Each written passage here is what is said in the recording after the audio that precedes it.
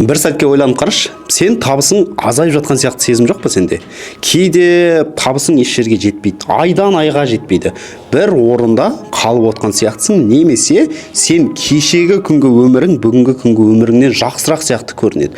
Ондай сезім болса, сен жалғыз емессің. Қазақстанда сен сияқты миллиондаған адам дәл солай табысының азайып жатқанын, жетпей жатқанын сезіп жатады. Себебі дәл сол адамдар құтыла алатын 5 түрлі қателік бар. Сол қателік осы сезімнен сізді айырады.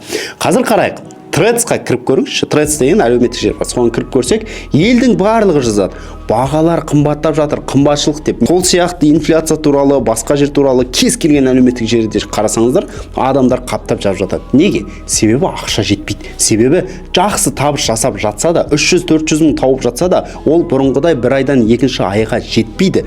Өзінің қажет дүниесін тіпті сатып алуға жетпейді. Магазинге барса 70-80 мың теңгеге продукт сатып алады. Осылардың барлығы өмірді өте қиындатады.